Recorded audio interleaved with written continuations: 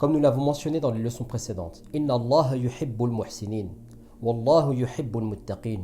Allah aime les pieux, et Allah aime ceux qui font preuve d'excellence.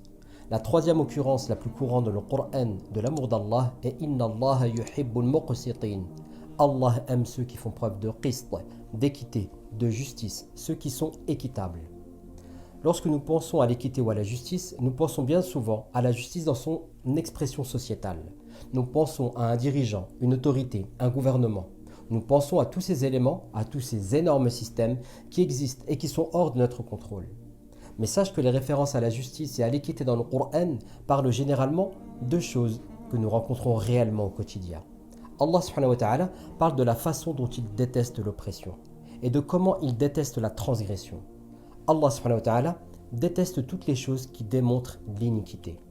Et à contrario, Allah azza wa jal vante les qualités de ceux qui font preuve de justice et ceux qui sont équitables. Allah subhanahu wa ta'ala dit qu'il aime les justes et les équitables.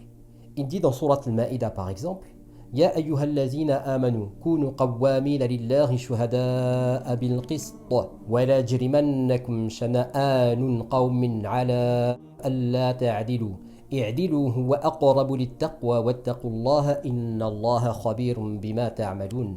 Ô vous qui croyez, soyez fermes dans l'accomplissement de vos devoirs envers Allah et impartiaux quand vous êtes appelés à témoigner. Que l'aversion que vous ressentez pour certaines personnes ne vous incite pas à commettre d'injustice. Soyez équitables, vous n'en serez que plus proche de la piété. Craignez Allah, Allah est si bien informé de ce que vous faites. Allah Azza wa Jal aime les gens qui font preuve de justice, même à l'égard de ceux pour qui ces mêmes personnes peuvent avoir de l'aversion, ce qui leur fait mériter l'amour d'Allah subhanahu wa ta'ala. Allah subhanahu wa ta'ala dit Inna Allah yuhibbul muqsitin dans Surat al-Hujurat, où il parle d'une personne qui réunit deux groupes de gens qui sont en désaccord. Et c'est quelque chose qui pourrait se produire dans ta famille, dans ton lieu de travail ou dans ta communauté, dans des situations où tu peux jouer le rôle d'islah, d'assainissement de la situation, en rectifiant la situation, en rétablissant l'équité et la justice et en réconciliant les parties, mais toujours en maintenant le sens de la justice.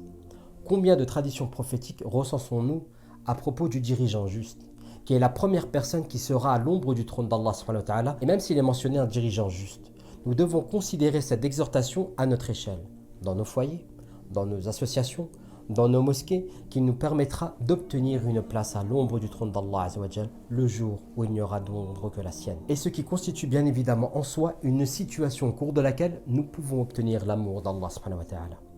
Allah aime ceux qui font preuve de justice et à contrario, déteste ceux qui oppriment. Ainsi, chacun d'entre nous devrait regarder sa vie et se demander, s'interroger. Si je suis injuste maintenant, alors comment cela se passera-t-il le jour du jugement, lorsque la première règle sera la zulm al-yawm, qu'aucune transgression ne sera tolérée ce jour-là. Lorsqu'Allah subhanahu wa ta'ala fera justice même entre les animaux, comment puis-je m'attendre à ce qu'il ne me réprimande pas le jour du jugement pour ma propre injustice? Sufyan al-Thawri, rahmatullah alayhi, a dit quelque chose de puissant en ce qui concerne l'examen de nos propres vies, en ce qui concerne la notion d'injustice.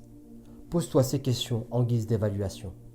Suis-je une source d'injustice dans la vie de quelqu'un d'autre? Suis-je complice de l'injustice de quelqu'un d'autre? Est-ce que je défends quelqu'un quand je devrais le faire? Et qu'il y a une injustice qui se déroule sous mes yeux? Suis-je moi-même coupable de nuire à quelqu'un ou d'opprimer quelqu'un? Sufyan al-Thawri toujours a dit qu'il souhaitait que le jour du jugement, le seul avec qui il souhaiterait avoir affaire est Allah. Parce qu'en effet, Allah est capable de lui pardonner tous ses péchés, tous les péchés qu'il a pu commettre dans sa relation avec lui. Tandis qu'une créature à qui nous causons du tort, il y a peu de chances qu'elle nous pardonne, excepté celui à qui Allah aura fait miséricorde. Nous demandons donc à Allah Azza wa Jal d'abord et avant tout de nous protéger d'être injustes envers les autres, de nous protéger de la complaisance face à l'injustice lorsqu'elle nous est évidente. Et nous demandons dans le même temps à Allah subhanahu wa ta'ala de ne pas être victimes d'injustice et qu'il fasse de nous des serviteurs justes. Amin.